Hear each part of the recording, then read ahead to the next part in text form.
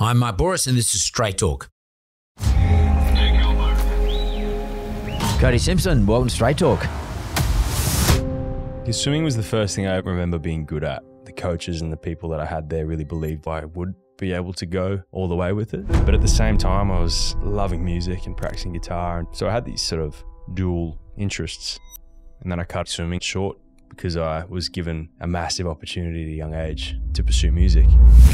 I started traveling and touring by myself from 16. It did wonders for me as a musician, but you start going out to clubs because they're letting you in, you know, drinking and drugs. And that's a serious level of freedom for a kid that age. That's a time for mistakes to happen. They did happen. Did you ever get like chronically close to stuffing things up? Yeah, a few times. It was sliding. And what pulls you back? Swimming saved my life in a sense. When I left entertainment to go stare at the black line again, having gone from doing nothing to that in 9 months' time, it was a lot of vomiting in that period. I said, I'm going to go for it because if I don't, it's going to be too late. You know, I'm going to live with those what ifs. You know, you've got your now partner, Emma. Yeah. Two great athletes. I'm just sort of imagining the genetics. Everyone's waiting for the... Our coach is waiting for the offspring. I can just see it. I can see it. Cody Simpson, welcome to Straight Talk. Thank you very much. How you going? Yeah, I'm going all right. Yeah? Yeah. And how are you feeling now that you were at the Olympics? You weren't competing, but you're at the Olympics. You've come back from France. You probably stopped training after the Commonwealth Games or after the trials. After the trials this year, about 2 months ago, 3 months ago now. Have you done any training?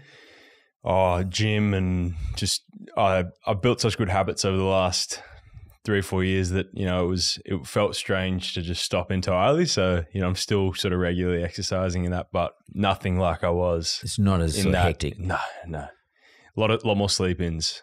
So I guess it's probably fair to start off, because a lot of people don't know how it all works. So what's the routine look like for someone who's preparing for Olympic trials? Then let's go back. Go back.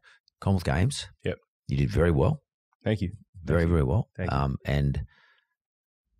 And then you hear that, well, you know, I'm one of the contenders. I want to make sure I go to the Olympics in Paris. Yeah. I've got to get to these times. Yep. You know what the times are. When do you start training? Do you have a break after the Commonwealth Games, or you just get straight back in the pool? No, not really. Like you swimming is one of those really unforgiving sports where if you take more than, we're probably allowed 2, maybe 3 weeks a year of not training. And that means 7 days a week, or 6 days a week. Sundays are always off, right. But if you're doing it right by Sunday, you're begging for that Sunday to come, and you kind of need to then be doing very, very little on that Sunday to kind of be ready to go again on that Monday morning, because that Monday morning through Saturday is pretty nasty.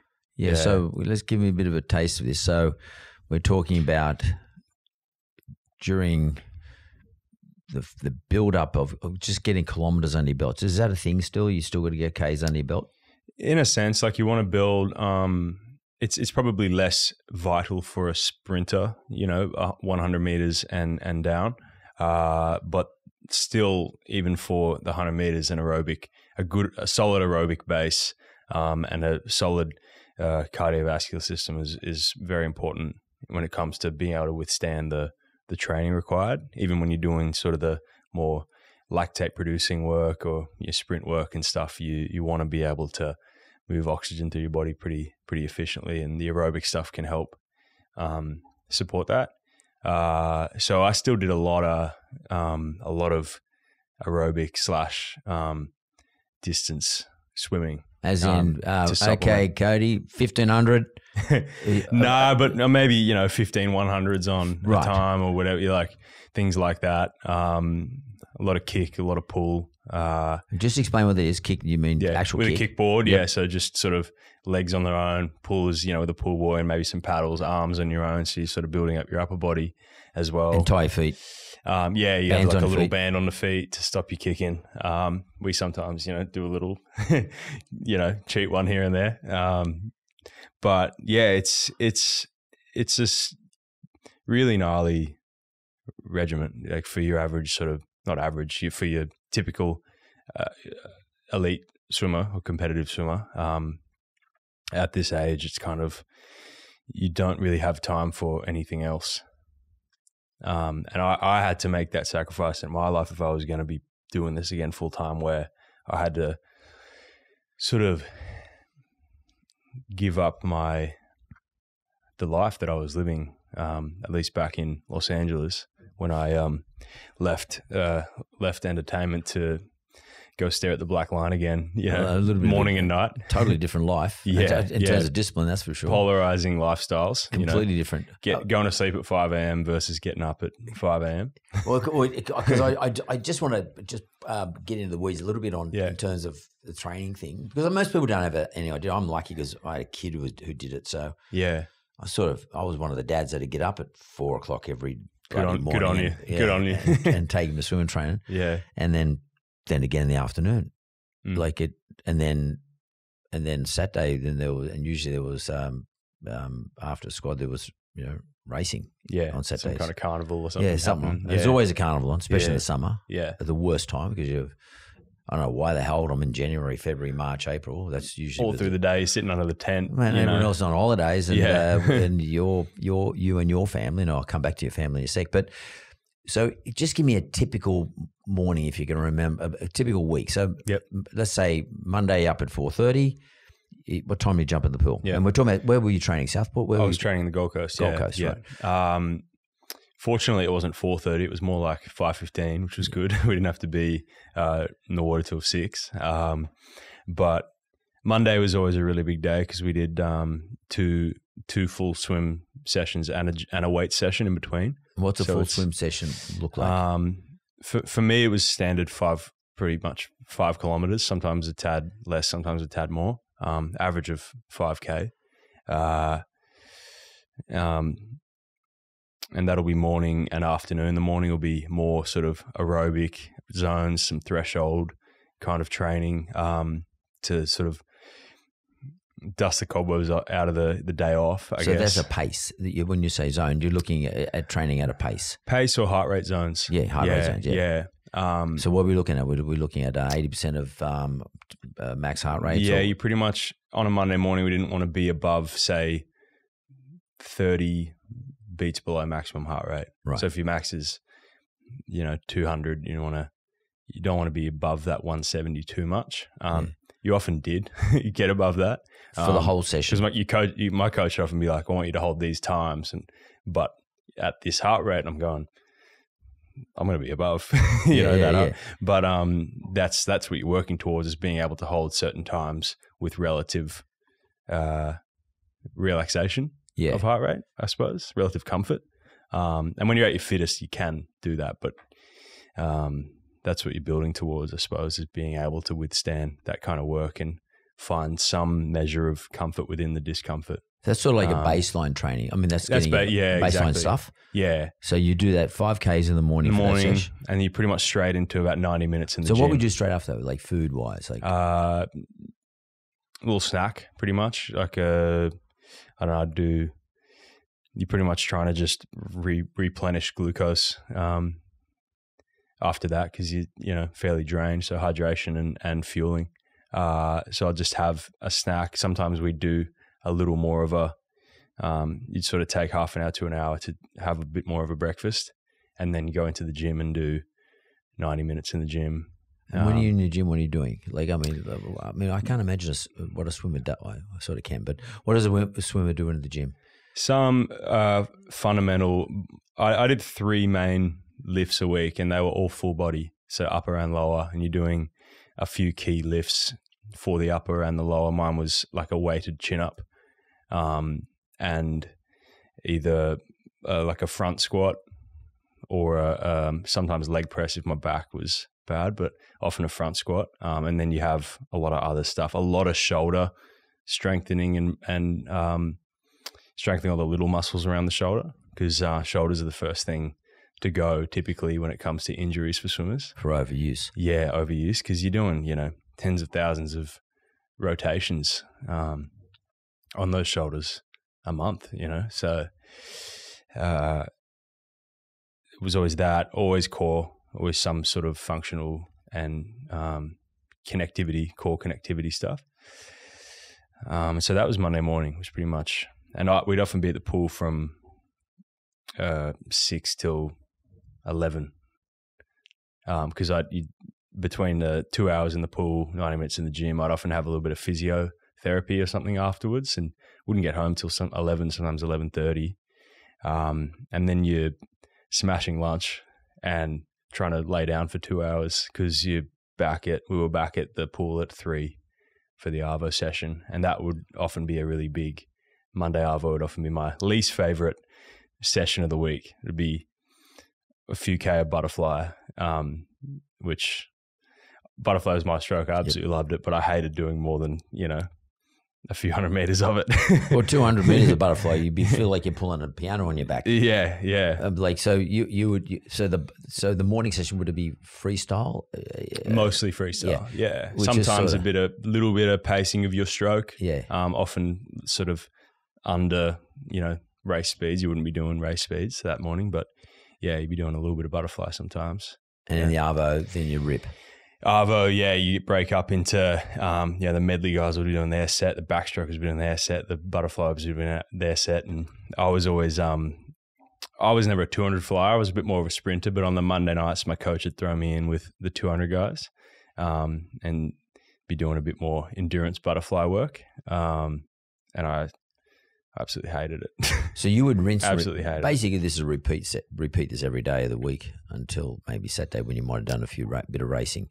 Yeah. So like a Tuesday morning is quite similar, except we don't do gym. We do like a spin bike or some kind of body weight circuit before we get in the water in the morning. Whoa. And then you kind of doing Tuesday morning, doing a bit more like power stuff in the pool. So you'd be dragging heavy sponges or pulling like buckets of with weights in them, that kind of thing, as well as some of the aerobic stuff. So a bit of that, and then Tuesday night it'd be like more of a fast session, like more race pace session.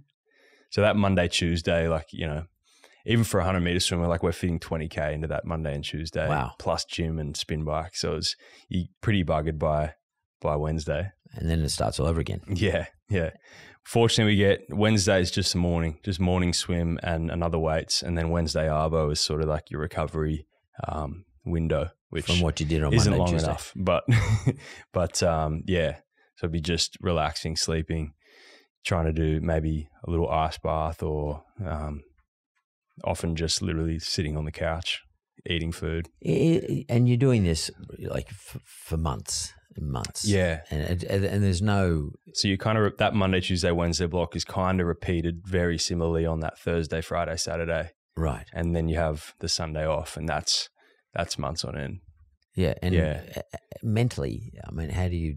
It's a grind, man. Like you find, and that's part of the reason I think I was attracted again to swimming at that level. And I built up to that amount of work from doing absolutely nothing in about a period of about 9 months, which was a pretty steep on-ramp, if you can imagine, going from doing very, very little to doing, training with, Olympians, training with Emma, training with other people, and having gone from doing nothing to that in 9 months' time. It was a lot of vomiting in that period, and just trying to have my body adapt to what it had to try and withstand, and my mind, I suppose, as well. It was a mental and physical game. And what things did you notice about your body, for example? Like, I don't know, did you drop 10 kilos or did you build muscle? No, I put on about 10 kilos. Really? Yeah, I was quite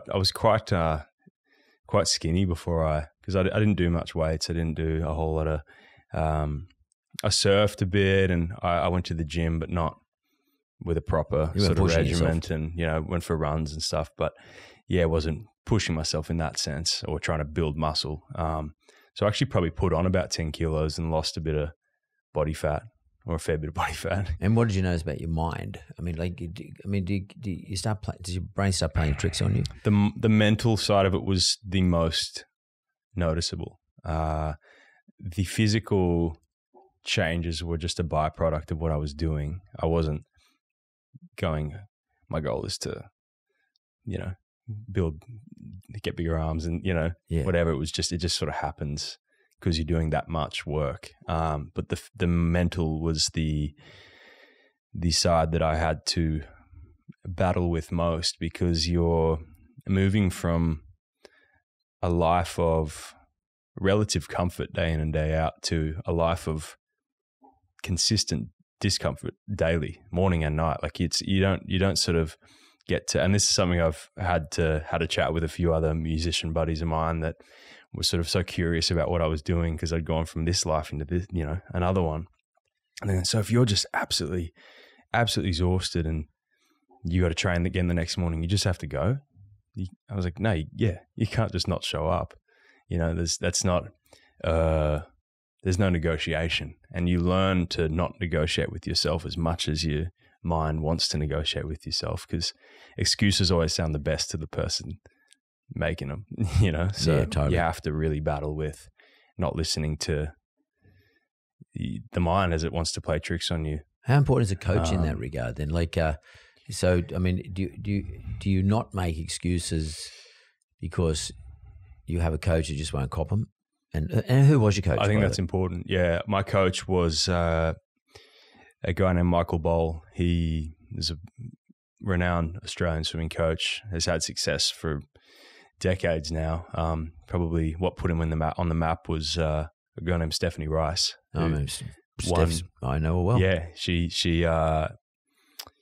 won many gold medals, broke many world records, and he has then had podium success with his athletes at every Olympics since then. Most recently with Emma and Emma McKeon, and our group was amazing for a couple of years there. We had in 2022 he had 10, maybe 11 athletes on the team. So It was like almost his whole squad was on the Australian team at one stage, and that was a really special thing to be a part of that I'll always look back on and go, wow, I was part of that group at that time. That would keep you going too, I guess. Yeah. And you're looking around, you're looking to your left and looking to your right, and just seeing people do these phenomenal things day in and day out. And it just makes you rise to that level. Like, I get goosebumps thinking about it now. As inspire motivation, or is it more competitive thing? I actually want to be like them. It's both. Yeah. It's inspired, as in, they make me want to be my, do and reach my potential because I'm seeing them reach theirs. And also, like, I want a piece of what they have. Yeah. So you had one coach, just one coach? One coach I had one coach in LA when I first started, who I was got hooked up with over there. Pretty much told him that I was interested in pursuing swimming. Again, he was a former coach, Australian coach that was coaching over in college in the States. And who was that? Former Olympian himself, Brett Hawke. Oh, the 50 metres freestyle. Freestyle. Waverley boy. Yeah. I remember him. Yeah. He was around when my son was around. I know. Okay. I know the guy. Yeah. So he ended up becoming a coach and living in the States. He's in the States, right? And we got connected because he was, funny enough, doing a swimming podcast. And he asked me to come on his podcast, and because he knew that I liked swimming and had a background in swimming growing up and was now a musician. He just wanted to talk about that. And I said, well, I'm actually looking to train again. And he thought I was kind of taking the piss, but I convinced him I was serious, and we met up, and he kind of tested me out a little bit, and we started during COVID. He started sending me little sessions to do in my little community pool I was hopping the fence because it was shut. No lane ropes, no flags or whatever, no blocks, just 25-yard pool like in the States, and started doing that. And then we got hooked up, and he coached me for the first probably 9 months until I moved back to Australia. Yeah. And why is it, help me out here, but why is it, Queensland, particularly that part of Queensland where you were training, the southeast part of Queensland, why is it we have so many good swimmers from there? It's a good question. Australia-wide, I'm talking about, relative to the rest of the country. Well, a lot that aren't from there move there. I think it's just because makes sense. Because one, the programs that are available, like the couple of the best coaches in the world are there. Yeah. And two, the weather and being able to train outdoors year round in a 50-meter is great in a 50-meter outdoor pool because we have such good facilities. So I think it's a mix of that because a lot of the guys from Sydney, Melbourne, even like Tassie and stuff end up just coming to the squads in Gold Coast and Brizzy. I thought you were going to tell me it was a Queenslander thing there for a moment. Yeah, it's in the blood, it's in the water. Yeah, state of origin. You know, well, it is. But yeah, I think it's just the weather and the programs that attract it. That place attracts the swimmers and the coaches too, probably because the facilities are pretty good. They're the ex-Commonwealth Games facilities. That's where they're very good. Train was at the Gold Coast Com Games. Yeah. Facility they built. Yeah. So your regime is hectic. You're building up to get into the Olympic trials. We'll get into the trials to go to the Olympic Games. You've already done very well in the Commonwealth Games. You're at that age, 26 or so, 25, 26? Yeah, I was 25 at Com Games, 27 now. Yeah, so relatively speaking, compared to some of the other younger people who like, with the great respect, they're only late teenagers, early 20s, don't quite have a life yet. You know what I mean? Like, because they've been swimming since they're 9. Yeah. And they haven't really had a taste of what the world's like out there. You've had a good taste of it, okay? Good taste. Like you've had well-rounded, well-filled taste. So that process of going, and also like your body shape, I mean, how many years had you had off? 10. 10 years, my God. Didn't touch water really from 13 to 23. Okay, so that's hectic. Yeah, that really is because anyone who knows anything about the swimming world or just the world athleticism, generally speaking, what you're going to compete against in terms of the tidal wave you're trying to take on, you probably other guys in your case who have not stopped swimming since they were 8 or 9 years of age and swimming at the absolute elite level. Yeah. And like they're all within 100th of a second of each other, sort of thing. And a lot of them train with each other, and they meet each other. They're all at NSWIS or AIS or something like that. One of those equivalents. Yeah. And they all either train together or they're all meets the whole time. Everybody knows what everyone's like, and their body shape never changes. Because, but here you are, you haven't swum for a long time. I was a quote unquote, pop star, I suppose. People, pop star that wanted to go to battle with them. Well, it's pretty weird though. Like, I'm thinking myself, because I don't mean weird in an intellectual sense. I mean, like it's a massive call. Yeah. Why? It was scary because there was no blueprint to what I was trying to do. No. Because no one had ever done it before. And so when I talked about it with people, some said, it's funny, like everyone that I spoke to that had done something themselves in the sport.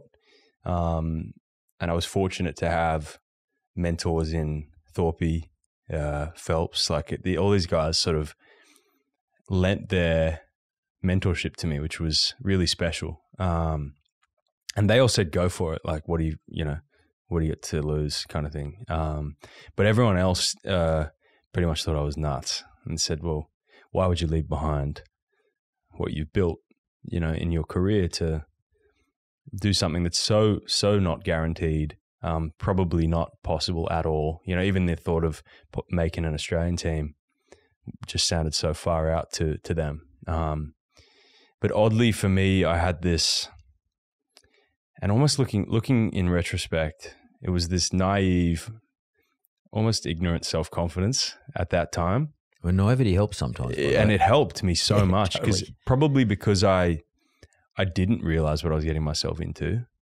I didn't realize the odds that were stacked, or I didn't acknowledge the odds that were stacked against me based on, how it should work in the sport of swimming. When what you should have had to have done from 13 to 23, those ages that I didn't swim in order to get to that elite level. I said, F all that stuff. I'm going to go for it, because if I don't, it's going to be too late. I'm going to live with those what ifs. And all through those years of being a musician, there was this little spark in me that never died about the sport, because I competed at quite a high level for my age at that stage. And the coaches and the people that I had there really believed in me then, as though I would be able to go all the way with it. And then I cut it short because I was given a massive opportunity at a young age to pursue music. And I pursued that and sort of didn't look back until I got a little older, and I thought, if I did want to swim again, like, I'm going to have to do it soon. And it was this spark and turned into this flame that just sort of grew into something that I couldn't ignore. And I had to at least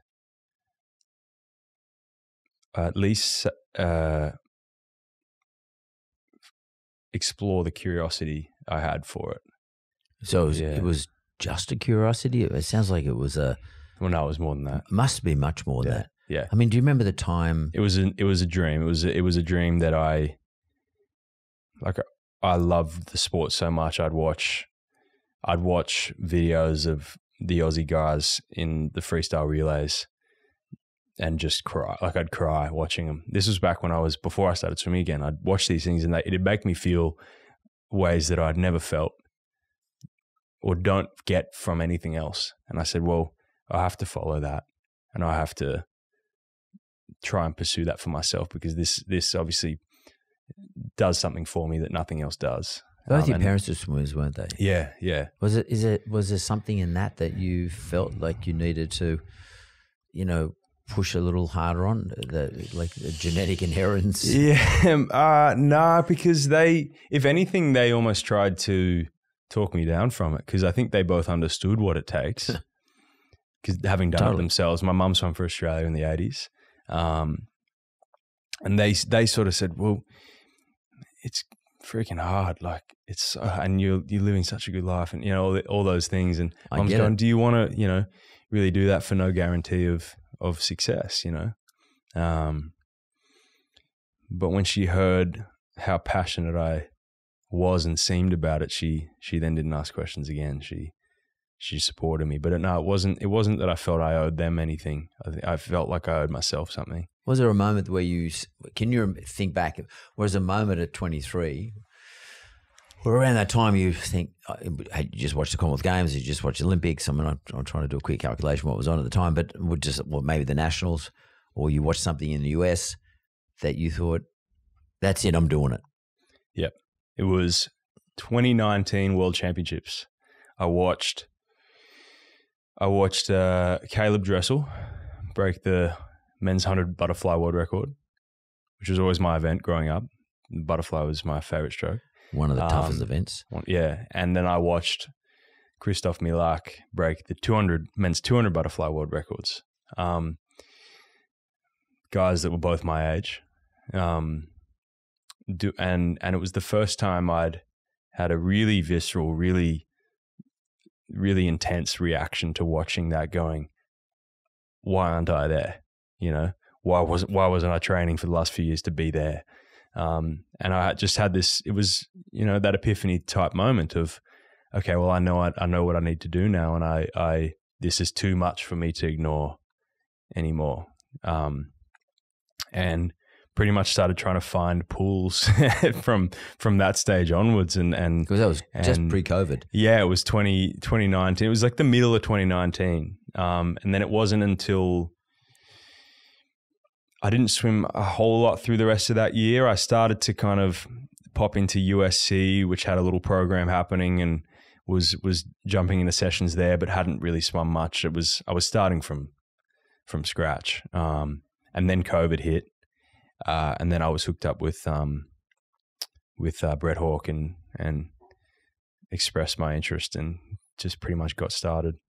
Yeah. If I could just go back a little bit, like when you were a young fella, yeah, maybe 9, 10, 11, 12, and you were swimming, it's a pretty typical thing.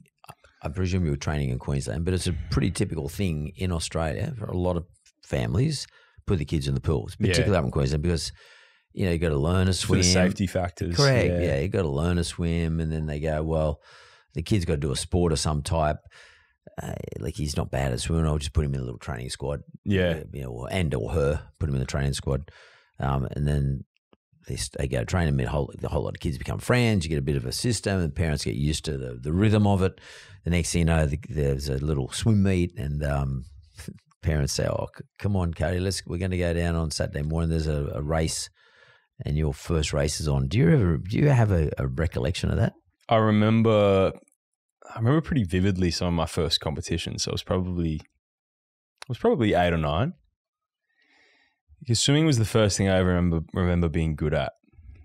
I think I was probably 8 or 9. It was this local competition, and I broke like all the local records for that age. 9 years old. Yeah, it doesn't mean much, but I was going, I have a natural feel for this. I'm good at this. This is something I can work with. Even at that age, you recognize that, and you get that little hit of, feeling good about yourself, kind of thing. And then your parents put you in the nippers, because then you go to swim events and you win that too, because some of the kids are good at the beach on the run. Yeah, so I did nippers, and I went in the the ocean swims. Yeah, and little you swim things about 100 like that. meters or whatever, back out and around the buoy and back. Yeah, and so I said, okay, well, this is good, and I was shocking it. I was wildly uncoordinated at land sports. Yeah, wasn't interested either. Like, I played a bit of rugby at school, but never really liked it that much. Got asked to leave the local soccer team so they could make room for someone else, because I'd just stand around, looking at the sky, singing, humming little songs in my, doing which boy, a good swimmer. You can hum in the water to yourself. Yeah. And it's funny, back in the day, I used to, I started writing songs about that age too. Oh, really? 9, 10 years old, yeah. And I used to come up with these little ideas, and I'd ask my coach if I could get out and write them. I used to keep a little notebook in my bag, and I'd ask my coach if I could get out and write down. Did you learn an instrument as well? Guitar. You learned a guitar, yeah. So I was already playing guitar at that age, taking lessons, and that was sort of my primary hobby outside of swimming. I was swimming, started training at that age, 9, 10. You start to do a few more sessions a week and get really into it, and that was sort of my first year. I did the school nationals. That's the combined schools. And I think that was probably the first time I said, I'm into this, because you go through, like, you do you get top 2 at your school, you go into your district, and then top 2 you go into your region, and then state, and then you get to the Australian school nationals or whatever. And I think I won every event there at the age of 10. I think it was like 8. I don't want to say it's not a cocky thing. It's just, I won like 8 gold medals when I was 10 at the Australian nationals. That's enough to motivate you to get back in the pool. Yeah, and so I was going, okay, well, I think I still have a 11-year-old's Australian record for the 50 fly or something. It's hilarious. It's like still standing. So I was good then when I was young, and but at the same time I was loving music and practicing guitar and doing all that, and so I had these sort of dual interests that I juggled, I suppose. And when did you find that? Because I want to find out about the music side of things. When did you find that music was going to take over from the swimming? And how did you realize you're good at music, or that you had a tune or a sound that people want to listen to? I saw kids were posting themselves singing online. YouTube and MySpace was a big thing at the time. And that had a real big music component. So how did you see it? Like, your parents say, "Hey, mate, check this out"? No, it was just me, like, being 12 years old, going on the computer, I suppose, and saw that this was a thing that was happening. This was a new medium that was popular. People were able to just upload their own stuff and share themselves playing. It totally democratized, the music industry in a sense. And I asked Mum to film me, because I said, "Oh, these kids are, people are watching these kids' videos, and it seems like a fun thing to do." It was totally a very low expectation thing. It sounded like a fun hobby, and I enjoyed kind of singing and playing guitar in front of the camera. Your own songs or a bit of both? Yeah, I was uploading some of my own stuff to MySpace, just for little audio recordings, and just covers on YouTube, and me singing like Jason Mraz and Justin Timberlake, and did a bit of Johnny Cash. Like, I liked a bit of country back then. But It was funny looking back now. It's a 12-year-old me, doing those songs. But they garnered some attention quite fast, and I was getting fair amount of viewership. What does that mean when you say a fair amount of viewership back in that period? What did you look at? Did you say like I had 1,000 people look at me? What it was like 1,000, and then it was 10,000, and then it was sort of 50, and then it was sort of 100,000. So you go to mum and say, okay, well, Mum, this is more than just, our friends. Like, this is more than just our friends and, the Gold Coast community. It's not. This is gone. Well, how did you know though? When you're a kid, so you go to. You start to get comments from. We'd have the little desktop in our living room kind of thing, and we'd go on, and you'd see someone's commented from Canada or from Argentina or going, I like this, and then started getting messages from producers and record labels. Hey kid, give us a call. Yeah. Going, would you consider us flying you over to cut a demo and blah blah blah. And at first my mum thought it was pedophiles. That was the thing going through my head. Yeah, that's her first thing. Yeah, she's going, no, we're not going to respond to those. Yeah, and people were following up with us, and we started to. I said I was really keen to entertain it if they were real, and saw that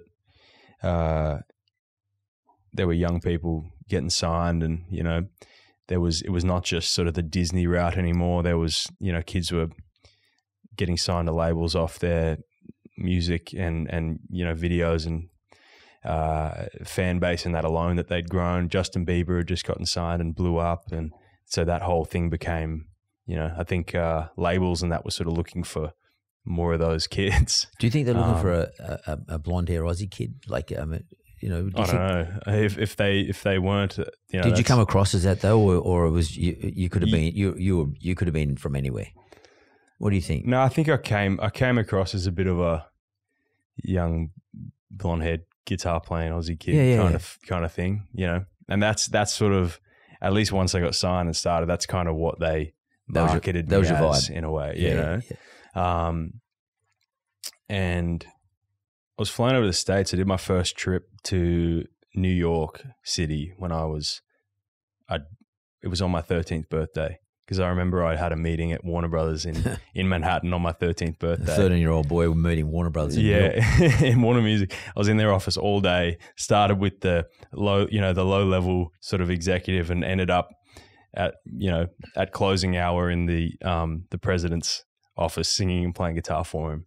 With your mum or your dad? My dad. Yeah. My dad took me over, and again, still, I'm so thankful that they even considered doing that for me, because I was ambitious young, and I sort of said to them, if you're not going to take me, I'm going to go. I want to go over there and see what this is all about. And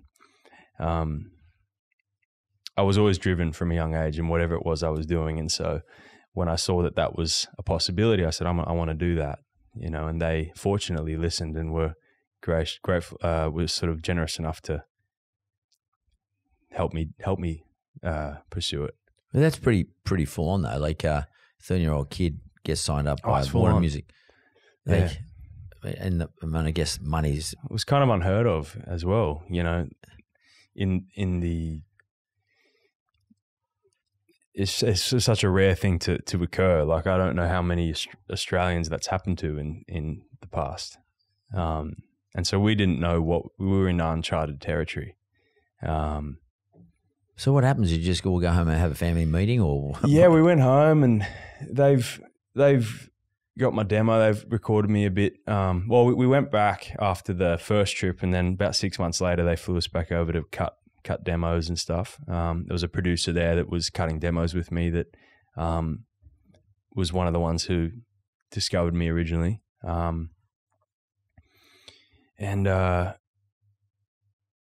Then they sort of said, well, if you want to do this for real, you're going to have to relocate. And because they'd offered me a substantial record deal I was probably almost 14 by this stage. And they said, well, if you want to do this properly, we need you to be based in LA. And again, it was one of those things that I said to my parents, well, if you're not going to come, I'm going.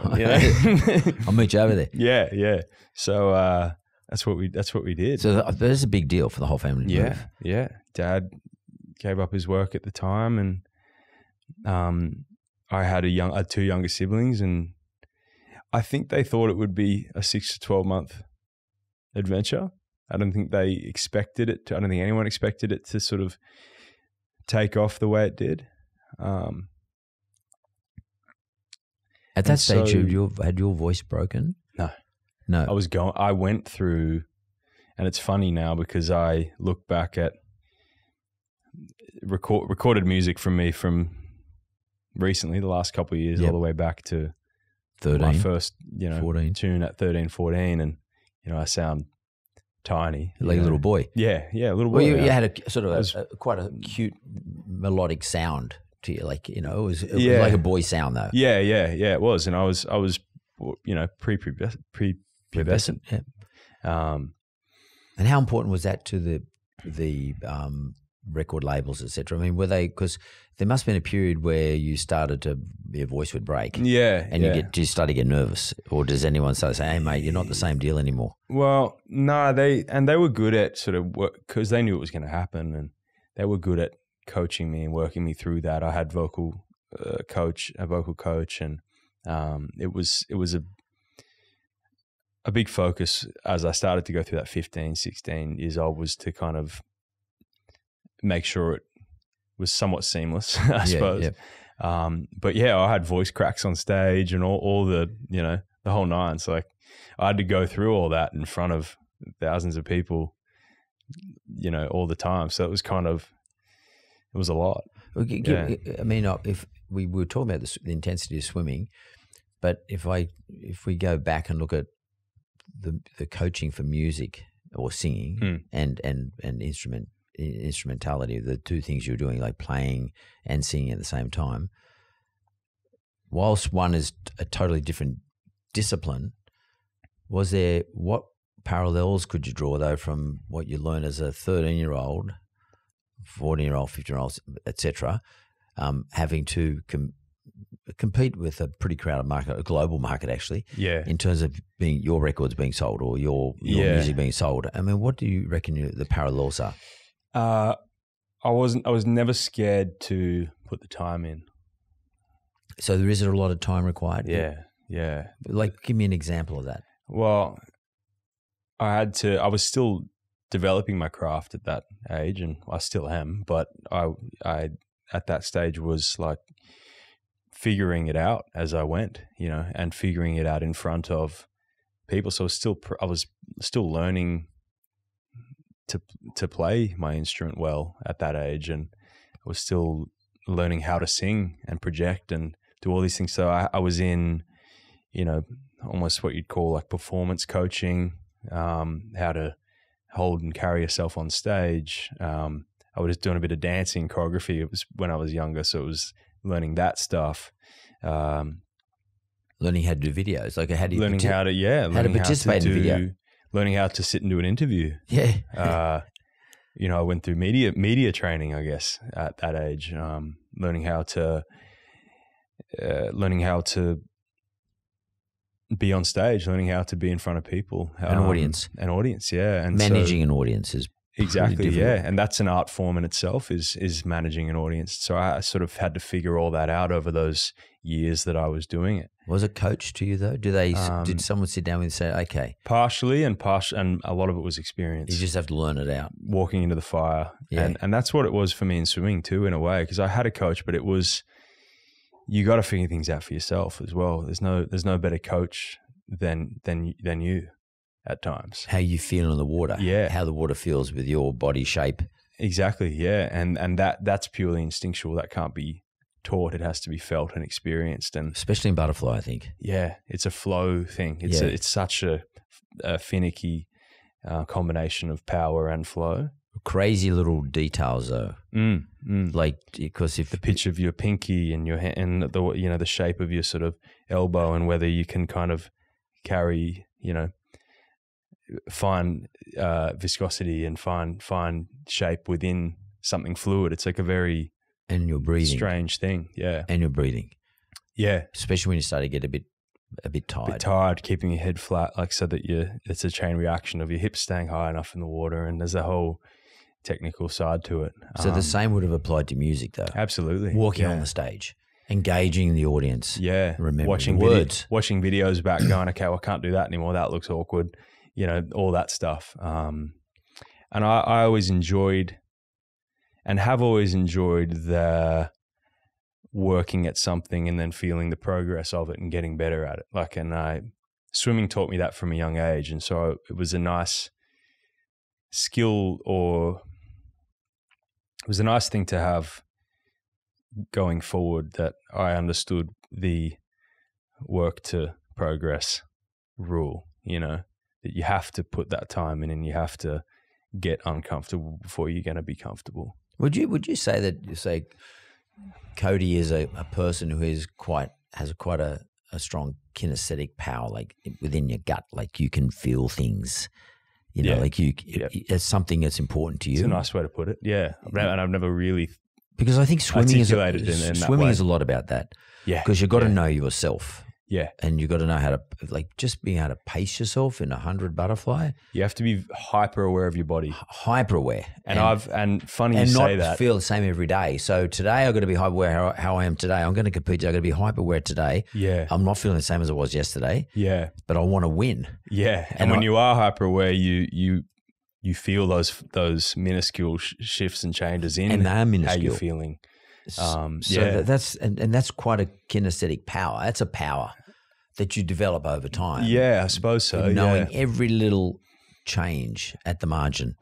And when I was growing up, and I'm still somewhat this way, I grew up a massive hypochondriac because I felt things in my body. That probably helps. Very, very much from a young age. I'd make my mum take me to get routine blood tests because I was like, I think I've got something wrong with because I just felt things everywhere all the time. That might not have been a hypochondriac. That might not be a maniacal type thing in your brain as a mental health thing, but maybe it was just more you are very aware of how you feel. Yeah.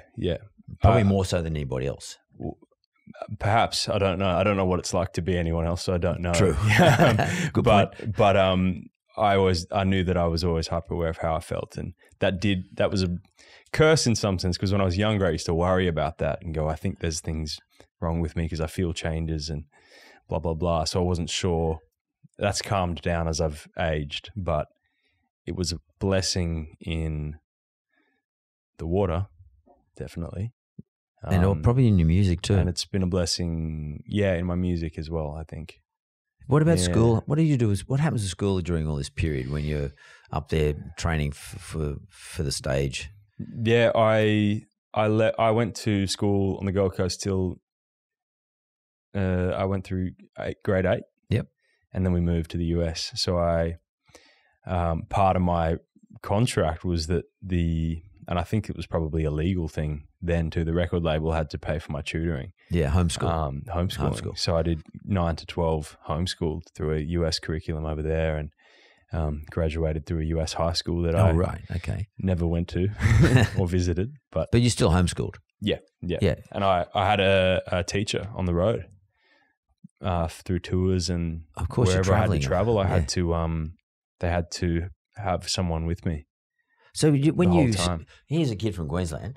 I mean, as you said, probably not many people have ever done this. I don't know if anybody's ever done it, but you sit back today and you think of the mission that you and your family's on, and all your support group. Yeah, everybody. Yeah, music teachers, guitar coach, blah blah blah. Someone's engaging the audience. You've got to book a venue. I mean, there's a lot of people involved in this. A tutor. There were more than I knew at that time. There would be. My family would try to sort of shoulder you a bit. Yeah, and made an effort of tried to keep a level of normalcy amidst the chaos, which was at times impossible, but they tried. But yeah, there was a lot happening. Do you think about it? You think, my God, that was mad. When I look back now, yeah, I was 15 doing 3 cities a day in a van, visiting radio stations and doing shopping mall concerts, and it was mad to think about. I'd hit 3 cities in Connecticut in one day. At 15. Would there be anything you would regret? I don't mean I'm not trying to pull it down, No, but would it be anything you go, oh shit, I wish I hadn't done that, or that was a pain in the ass? No. And I say no because it taught me so much. So at times I wish I didn't have to grow up as quickly as I did. How do you mean you had to grow up quickly? Because you got exposed to things you wouldn't have got exposed to on the Gold Coast, for example. Yeah, you had to. I had to carry myself in an adult world from the age of 14. So you're sort of forced to learn how to carry yourself in that world and sit in meetings and do all these things that you don't have to do when you don't have to do when you're 14. Is that like a loss of innocence? I don't mean in the normal sense of loss of your innocence, but I mean just acting like an adult. Yeah, I suppose so. But I was, I believe, quite mature from a young age in that sense anyway. So I was it didn't feel strange to me. I was ready to do it. I wanted to do it. So there's no force. No, nothing forced. And I was down I was down for the grind of it.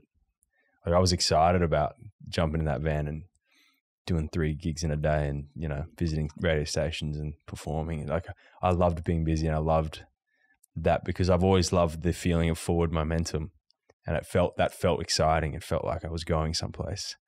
That's amazing. Like your ambition for a young kid. Yeah. Crazy. Yeah, it was. And it was very self-driven. Like even though I was on this roller coaster, this train that just took off and didn't stop, I still felt somewhat in control from that age. And when I started not to feel in control, I sort of took back control, which is a whole other story about I left my record label at 18, I think it was, and went independent and sort of built a new team at that age, and sort of shifted musical direction a little bit. But I've always liked to and have felt in control of my story and my life. Have you ever been out of control then? I mean, that industry, generally speaking, is Yes. out of control. Yes. It can get pretty mad. Yeah. And there was a dark side to it all as well. As sort of fun and fast paced and glamorous as I am making it sound, there was a dark side to it all. What is that? Which was having that level of freedom at that age is probably not the healthiest thing. Being able to sort of go and do whatever you want from an age where you don't know what you want or what's good for you. So, starting to, I lived on I bought my first place in LA and lived on my own from 17.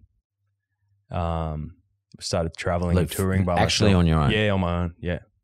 I had a sort of a tour manager who was this young guy that I became really good mates with that sort of had to spend most of the time with me because we were always working and traveling.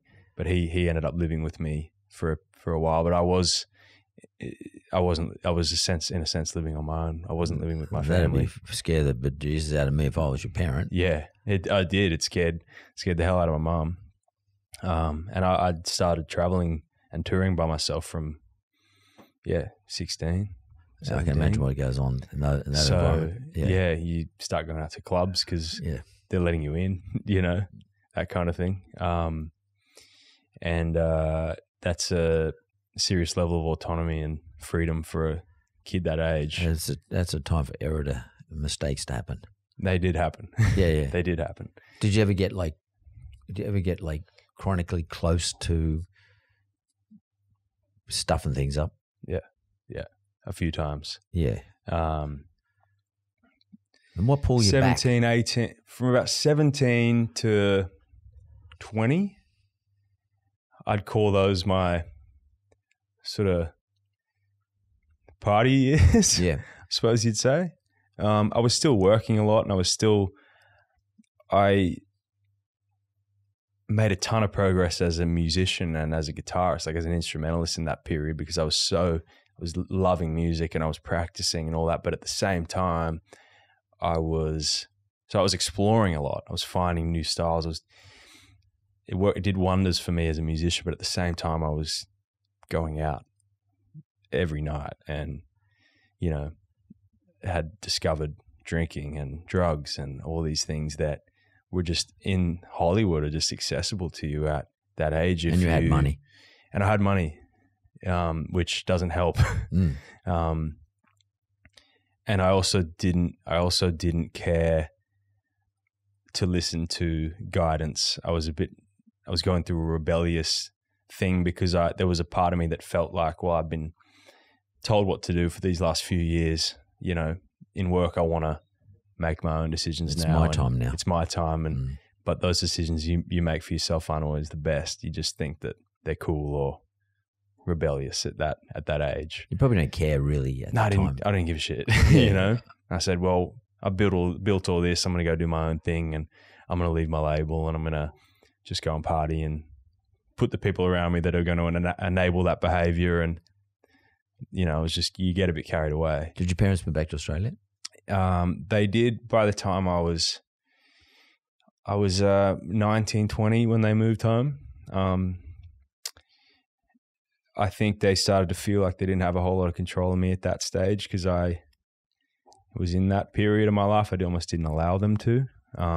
If they tried to, it made matters worse. Yeah, conflict. Yeah, I'm sure you can imagine, you know, you've had probably those experiences as a father. I have 4 sons, so yeah. You have to, yeah, I'm sure you know, like it's tuning keys, parenting, I think, probably at that age. I've never been through it, but that's what I imagine, you know. So they had to just sort of do their best to manage it. But there was a couple of years there where it was sliding. Yeah. It was sliding. And what pulls you back? Family's one. Fortunately, they were always there to, as sort of far off the track as I strayed, they were always there to talk to me and catch me and tell me how they felt. And I think that there were many times where if I didn't have them, I probably would have just kept going. They were always quick growing up to sort of make sure I'll get too big for my boots, because it's very easy to in that scenario. You get a big head about you because all you're hearing is good things. And then also in those years was expressing their concern and wanting me to come back down to earth, I guess, is a good analogy. Yeah, it's because I was floating. I can imagine. I was floating for a good 3-4 years there. But then did swimming have anything for you? And that's number 2. That in a sense, the thought and the idea grew in that period of time through my sort of early 20s, and that almost saved my life in a sense. Like it shifted my path for the better. Because you can't leave that Hollywood life, let's call it that, and swim. And there were times it was like the sobering thought was that, okay, well, I can't keep doing this. I can't, if that's what I want to do, I can't be wrecking my body until 3 a.m., 4 times a week. It's not this is dumb if I want to do that, and that sounded like where I needed to go. And it was the shift. It was certainly the shift. Was there a voice in your head? Like, is there some little person in your life? Yeah. When, it just says, hey, mate, amidst the haze was going, hey, what are you doing? What are you doing? Yeah. And as I got old, like the first couple of years, it was guilt-free. It was like, having fun, not thinking twice about it. And then the voice grew, It's sort of a naivety, actually. Yeah, there was, yeah. Which was great then to be able to do it with that guilt-free feel. But then I got the voice in my head going, it was a mature voice amidst the immaturity of what I was up to, going, you can't do this much longer. Plus you remember that you want that. And so that helped me, swimming helped me come out of that that hole, I guess. So when you say it saved your life, do you mean saved your life as you live it today, or save you actually like saved literally save me? Yeah.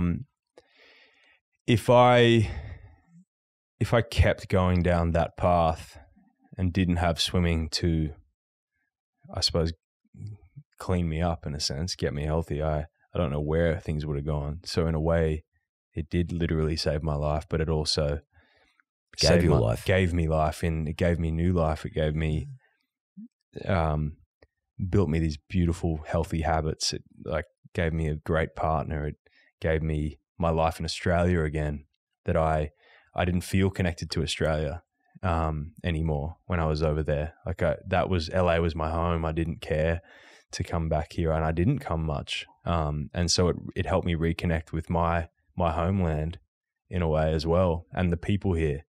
And so having since swum here again and lived here again and been around family and built my base here, like I don't see myself living or being based anywhere else ever again. Like I love it in Australia again, and I'm glad it helped me reclaim that love for where I'm from. And you mentioned earlier, you've got your now partner Emma, who actually came in here. I had my head nearly swung off my shoulders when I saw walk into the studio. But if you want to just quickly talk about that, because like it's the talk of the town, mate. Like like two great athletes. Everybody's. I'm just sort of imagining the genetics. Everyone's waiting for you. Our coach is waiting for the offspring. I can just see it. I can see it. I mean, is marriage sort of a thing you guys are talking about? It's not spoken about, but it's It's Do you want to propose to her now? Is the camera, mate? It's not something we've spoken about, but it's we have something that is beautiful and honest and pure, and it's been a real breath of fresh air in my life, certainly. I've had and known more tumultuous relationships in the past, and it's certainly been something that's given me a sense of calm and stability, and that I certainly needed and wanted. So that, along with swimming, and we met through swimming. So because you train at the same place. Yeah, that's how we met. I joined the group, and so like, who's this? Yeah, and I didn't know who she was or what she had accomplished prior. You definitely know now. Yeah, I know now, and I've had the chance to see it every day and be inspired by it every day too. Because she's just a beast, like in training, and she's sort of this. She's so graceful outside of the water, and she gets in the water and she can just. She just goes and pushes herself, and it's amazing, and so to see that and be inspired by that is like, it's an attractive trait in a woman to, see her do that. Yeah.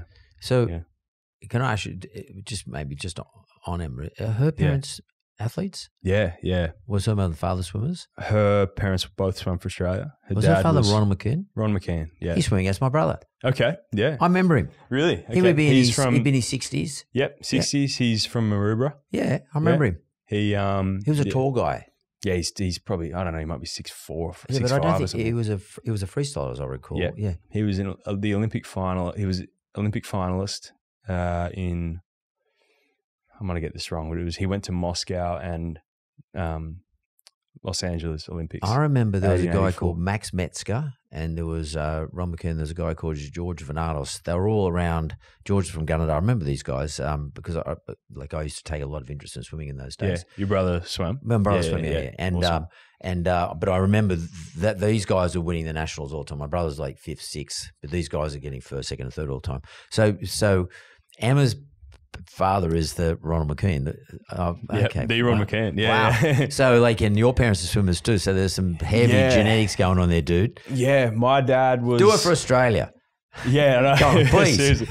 Her parents both met through swimming. My parents both met through swimming. That our parents knew each other back in the day because swimming was a small community then, and they were swam around a similar time. My dad and Em's dad were both at the AIS at one stage. At the same time, one of them was coaching and one of them was swimming. I don't know who. It was, but yeah, funny kind of history there with connection. Yeah. And in terms of your musical career, do you write songs now? Yeah. And do you get any inspiration from your? I mean, sometimes you write. Sometimes you sing songs that have the love theme involved in them. And do you get inspiration from your relationship with Emma in terms of what you write? Yeah, definitely. Because there's one song I'm dying to ask you this one. I mean, I got to, if you don't mind. That's right. It's called "On My Mind," and I just want to ask you about. Okay. I just want to ask you about that song for a second. Yeah, it might have predated Emma. I'm not sure. I don't know when that song was written. But well, I did a remake of it recently. I'm talking about the more recent one. The recent one, yeah. So and I want to ask you, when you write a song, do you write it as a piece of poetry first? Sometimes. Because if I feel like that song was a piece of poetry, I felt like it was written as a piece of poetry. Then you, in other words, you wrote the lyrics, but as poetry, then you added the music to it. Yeah. I mean, I don't know. I'm just imagining things, but what do you? It happens in different ways, yeah, and it does. I can't remember with that one, to be honest, because it was originally. Came out when I was 15, maybe it was an early, but I redid it as a sort of piano piece. Because you were playing the piano that when I was watching it. Okay, yeah. So you obviously learned to play the piano as well as the guitar. That was me faking it. Right. I can't play piano. My God. I was trying. I was playing, but that's all I know. You're hitting some tunes. That's it. But you weren't you're not a classically trained. I can't play in the proper sense, but I do write. I like to write poetry and bits of prose and things as well. So like sometimes lyrics come from that. And how does it work though? Like, are you sort of like, I don't know, sitting on a train and going through the country and you're sitting in the carriage where the food's being served and you're just sitting there by yourself and you're missing your girl and you just start, writing a bit of poetry. I'm being very romantic. But no. And you're romanticizing it, but in a way that's the reality of it sometimes. Yeah, because you're missing somebody, or you're thinking about somebody. And what they bring to let's call it the table. Yeah, those things inspire me all the time. She inspires me. I've been writing a lot about what I've been through the last few years as well.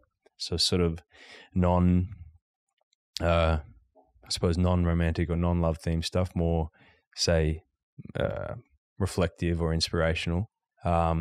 But yeah, I draw from everywhere, and it starts in two ways. It starts either as just words, or it starts as, and this is more common for me when I'm writing on guitar, just a few chords and a tune, a melody. I like the sound of that. I like the sound of that. I'll start humming, and then like words kind of evolve from sound, just from humming.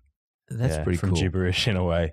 Yeah, but that's pretty cool. Like, or I'll have a piece of some words, and then I'll kind of meld into what, a tune I've got. And do you have to be in a certain mood to be creative? I find I have to have space and solitude. Which means space means you need to be being by away myself. Somewhere on your own. Yeah. Sort of thing. For multiple hours. Yeah.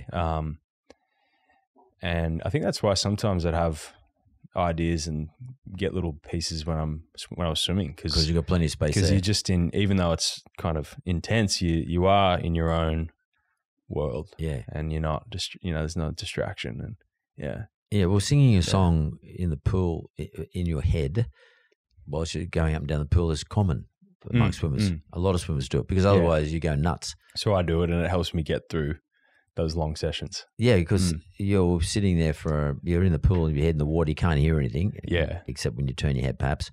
And your, hour and a half session, whatever the case may be, you've got to have something to keep your mind active.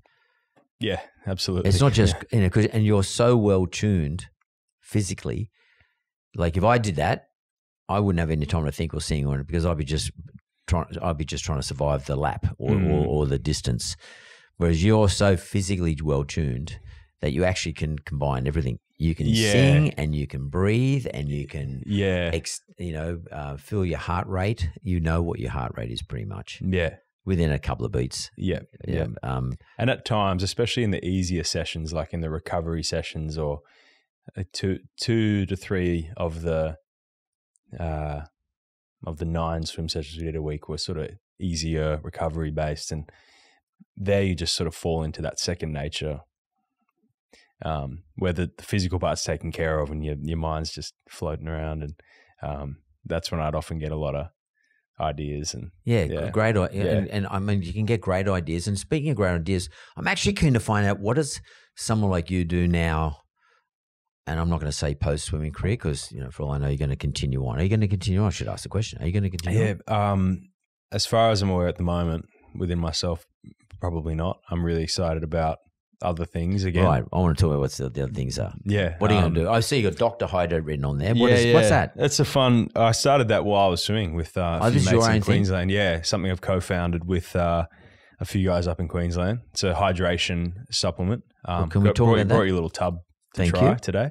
Good. Well, hydration's a big deal. Yeah. And it's been underplayed for a long time. Yeah. Swimming. It was a vital part of my last few years. Well, because let's just talk about that for a second in terms of swimmers. Particularly you're in the open. You're in an open pool, so you got the sun shining, all that sort of stuff. You're in the elements. Yeah. And you're in the elements. But you're breathing, a lot. Yeah. And you're sort of transpiring. I was also losing a lot more fluid than you think, because you're in the water, you don't see yourself. When you go for a run or in the gym, you can see yourself sweating. In the pool, that's happening as well, but doesn't feel like you are.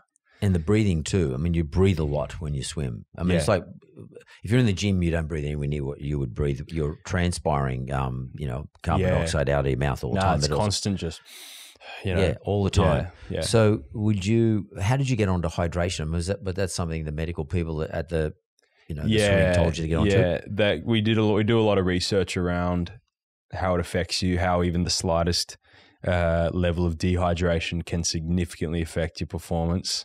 And so that stressed to us a lot, because we have a great, in the training group we had, physiologists and dietitian and all those things there to support us. Sports scientists. But and so the hydration part was huge. And I also did a lot of research into, different amino acids and things that could help, recovery, and vitamins, B vitamins, like all the things that, support energy systems. And that's kind of what Dr. Hydrate is. It's like all of that in one. So, because I was like, I'm going to have to take bloody 5 different tablets and do my, hydration electrolyte powder and, L-glutamine for sort of muscle recovery, amino acid type thing, probiotics. And that was sort of the idea around Dr. Hydrate, was putting all of that in one. So it's not just a hydration. It's not just putting magnesium and potassium back in the system. It's a few other things as well. No, it's got B vitamins, probiotics. It's got C minerals, like 72 C mineral, like those minuscule sort of things you don't really get in other ones. Like we use like a seaweed extract from the North Atlantic, I think. Yeah. And where do you guys manufacture L-carnitine, glutamine, Queensland. It's good. Oh, wow, Australian. Yeah, that's all cool. in Queensland, Noosa. Yeah. God's country. So it's like a really nice thing to have been able to be part of developing, and it's going amazing in Australia. Like everyone that tries it loves it, and it's just starting to go gangbusters. So because hydration has become a big deal for some reason over the last. I mean, the only time we ever heard about it is when you had diarrhea or had gastric problem, and your mum would go down to the chemist and come back with a little packet of stuff, and you'd have 2 or 3 of them, and that was usually how we roll with that. Although and sometimes my dad used to come back with little salt tablets and give you a salt tablet. Sodium's a key electrolyte. Is it? Yeah. In what you're in. You lose a lot of sodium in sweat, and if you don't have enough in you, you'll be cramping like that in some of the workouts. We're doing you need it, and it's one of the electrolytes. Well, what about someone like me, Cody? Like I train, but I don't train to the level you train. But I train every day. But I'm talking a lot. I mean, I'm doing this sort of stuff a lot. I mean, you're perspiring even though you're not. I'm not doing much, but I'm still perspiring all the time.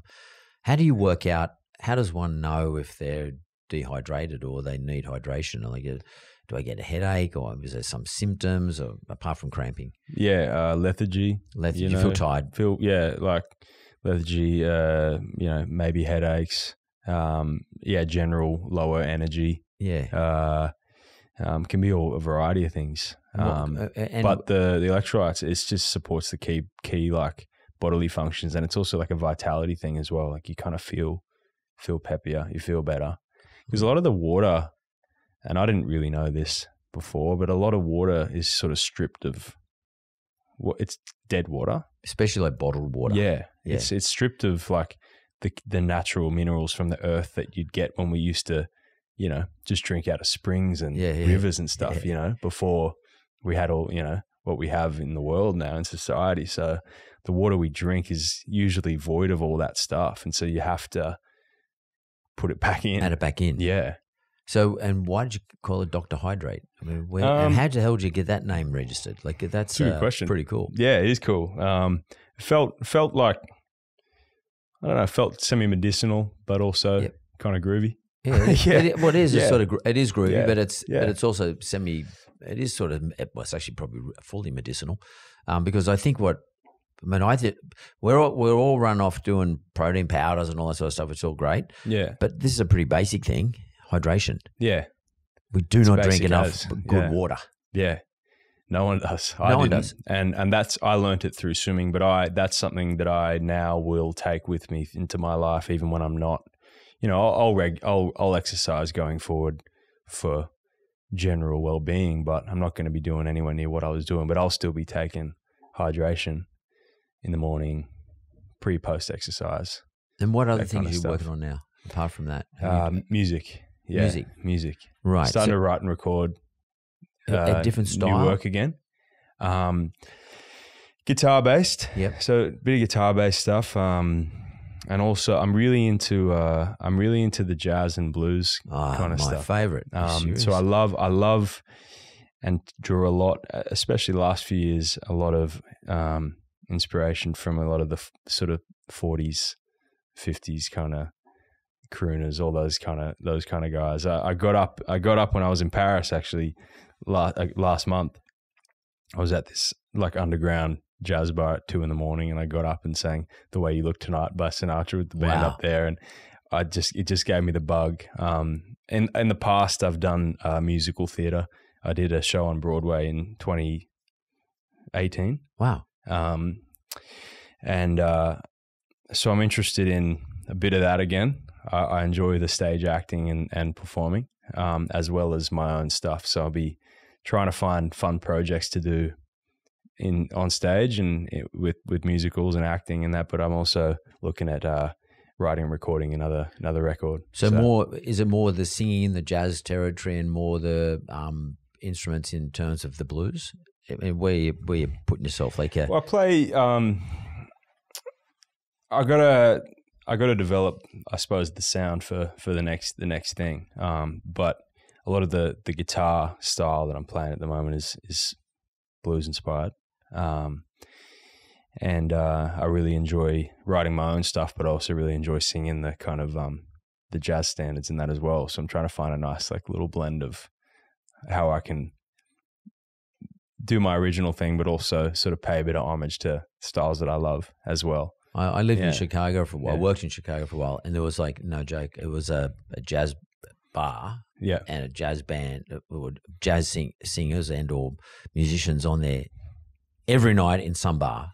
Chicago. It was mental. It was Chicago and New York just have so those good, that like, feel. Yeah. And I got stuck there. I remember once I was due to fly out, and the massive snowstorm happened overnight. And I woke up in the morning, it was like 5 foot of snow outside the hotel. Everything was stopped. And I had to stay in Chicago for a full week. Had nothing to do. So I couldn't even get to work, to the office. So I was very close to all the jazz bars, and every night they plowed a track from my hotel, not for me, but for everybody else. And I tracked straight to all these bars, and every night I went there. It was so cool. It was like the best. Yeah, the best. Yeah. I love. It's kind of a dying. It's kind of a dying. Why is that? It's a dying arcade. I don't know. I think it's just genre-wise, it's not as popular among young people. There's new genres, but it's got a feeling that you can't get from anything else, that I want to actually got a feel to it in a way, keep alive in some sense for younger people. So that's part of my goal. Yeah, you'll end up music. getting a record player, and you put Muddy Waters on the record, and you'll be playing Muddy Waters too. So, Yeah. mate, it sounds like you're getting old. I am getting older. yeah. I feel it happening. Yeah, in real time. Yeah. But it's crazy because you just you just went to the Commonwealth Games, and you medaled, and you're going to you went to the train for the Olympic trials, and it doesn't. You're only 27. It doesn't sound that old, but in terms of the life you've lived, you are sort of old. I don't mean that in a bad way. Yeah, no, I know what you mean. Yeah, I feel like I've lived 2 lifetimes already. 100%. Or condensed lifetimes, but lifetimes nonetheless. Yeah, seriously, because now you're saying, oh, well, I'm going to move on from that. From that swimming thing, and my athletic career. And that kid riding a bike on music videos, singing while he's going down there in LA, and then later on singing to big audiences. And now you're talking about jazz and blues. Next thing you know, you're going to tell me you're going to get yourself a harp and you're going to start playing real bluesy stuff on that. Yeah. How cool is that stuff? I love it. Yeah. What the fuck? I mean, I did lessons on it. Like, it's the hardest thing to do. It's really hard to get that one sound. Yeah. To get that one note. Notes that you want. Because you keep sort of mixing it up all the time. Yeah. And in the end, I was working pretty hard. So I gave it up, but I might go back to it because I just love the sound of it. Like, it's good fun. And it has a feel. Yeah. I don't know if it's nostalgia or if it's what it is, but it's a happy sad. It's a happy sad, but ultimately it's comforting to me. Yeah. I mean, do you feel as though you can't do it properly, particularly the blues bit? And I often think this to myself, I can't appreciate it properly because I've never lived that 30s period when it was sort of introduced to us. The blues, with people, very poor, particularly the black people. Yeah. And they used it as an outlet for themselves. In a sense, yeah. Like, there's part of that you're never going to experience firsthand, but I think you can find the spirit of it and try and capture it. If you love the style and you love the feeling, of the music, you can try and find the spirit of it and capture it. Because I wonder whether, people like me, for example, can only ever be an observer as opposed to be a participant, because you're actually trying to become a participant in it. I can observe the feeling, but I can never claim can be a participant because I'd feel as though I'm not that musical for a start, and I don't play the instrument like the guitar like you do, and you can play blues guitar, but to really participate in it, you nearly feel like you've got to be like sitting in one of those places, in south of the United States where, the black community was actually singing the blues and playing the blues in order to get that sense of feeling. I mean, you've gone through a lot of stuff in your life and you've mastered, by the way, you've mastered so many things. It's mental. If anybody's going to be able to do it, it's you. Do you feel as though you can get that sense of it from Australia, or do you feel I've got to go back over there for a bit? That's a really good question. I've spent a bit of time through the South. Yep. I've spent a bit of time in Memphis, a bit of time in Nashville recording and that kind of stuff. But I don't know. I think I'd like to think I can stay here and capture some of it, and have it here. But I do plan on being somewhat of a traveler, in my future, and being able to spend time in different cultures and cities and that. So I will and want to spend more time in some of those places, the music history type towns. Yeah. Just for sake of feeling that and understanding where, a lot of that stuff comes from. Because even the jazz, like even the big band jazz, like that stuff all comes from there too. It comes from America. It's obviously all popularized by the Sinatras of the world, but there's roots to it. Yeah. I remember, especially jazz big bands like people like Herb Albert and the Tijuana Brass. Yeah, he's like, that's fun music. It's so good. Yeah. It's so good. Yeah, and I mean, I don't want to get into your private life, but do you think Emma from here on in at some stage, like if you guys go to the next level, do you think she would be the same sort of person with you? Like you travel as a family? Because your mum and dad did. I mean, you supported. You both they supported you, but they were also supporting each other in terms of what they wanted to do for you, for their kid. Right. And that's a big deal. Yeah, absolutely. And that's an important factor for me going forward. Is, you know, and I you have those thoughts about, well, I'm going to be, you know, the father and sort of, you know, the patriarch, I guess, of a unit eventually. You know, and that's an exciting idea. Like that's also, you know, there's pride in that.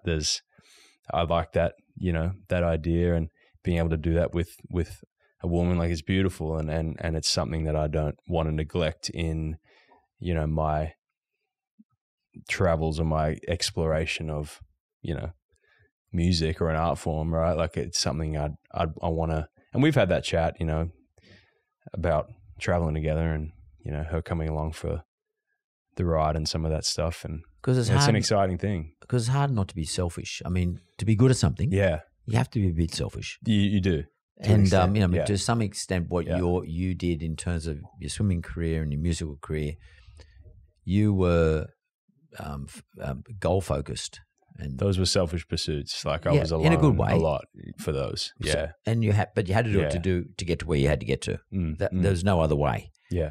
In terms of living a full life, either, you know, from now on, either with a partner or without a partner, you again must be selfish, but at the same time, you've got to start to compromise a lot.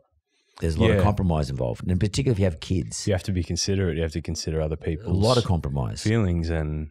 Are you ready for that? Do you think? Yeah, that's cool. And I think that's part of growing up too. And I've seen and been around a lot of people, especially in entertainment. It's quite common that you see older people that didn't want to make those compromises, and you get to that age of 40, 50 years old, and there's something missing there. You know, that sense of family, and that part's missing. And I don't want to be one of those musicians that is older without that, and that sort of didn't consider or prioritize that, and only was strictly selfish. I don't think that's for me. You know, I had my years of that, and, you know, when something means enough to you, and you know, family does and will mean that much to me, it will always be part of the picture. And do you mind me asking you this as a parent? And I won't ask you to speak for Emma, but as a parent, given your genetics, and let's make an assumption, cheeky assumption that you've got Emma's genetics there too, would you encourage your kids to become swimmers? I've thought a lot about that, especially lately, because I'm going, oh, well, I swim, and is that something I'd want? Especially with the experience I've just been through, is that something I'd want for my kids? And it's hard to say. Like, I think the most you can do is what my parents and probably Em's parents did for her, which was just put you in and learn to swim. Yeah.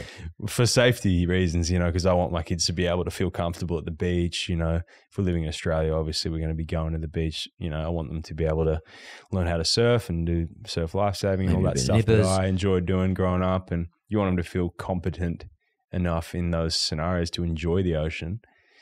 And then if, like, pool swimming and competitive swimming is of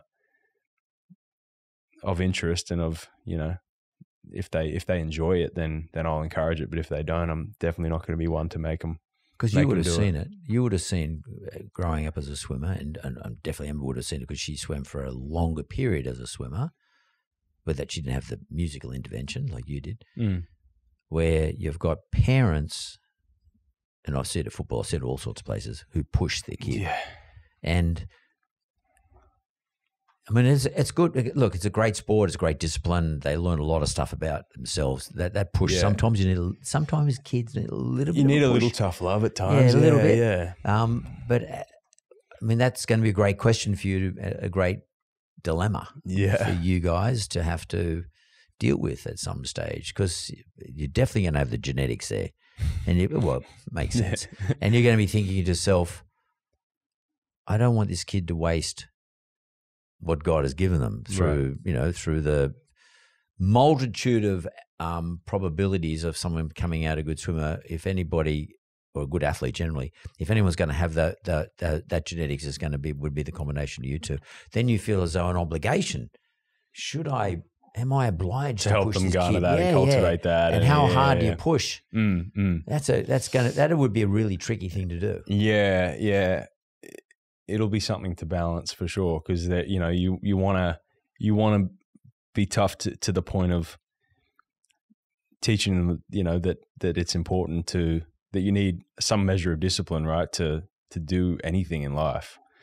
And you see a lot of kids these days and just they don't have that, they're not taught that because there is that element of, we don't want to be tough on our kids, and I can't speak for parents. I don't know what it's like, but you don't want to go too soft, but at the same time, I don't want to force my kid to do anything that they don't want to do.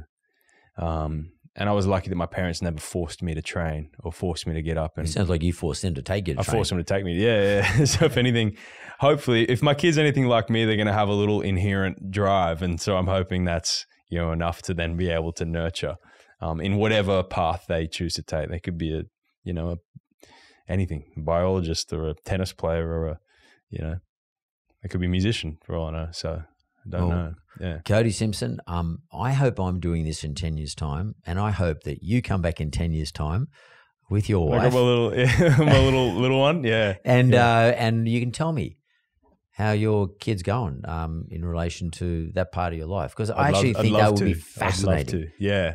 I'm fascinated to experience it, so I'm excited to experience it. And I want to say thank you very much for coming in today. Like, it's been awesome. Congratulations by the way, on your life. Thank you. Everything you've done in your life and the way you've done it, probably more importantly.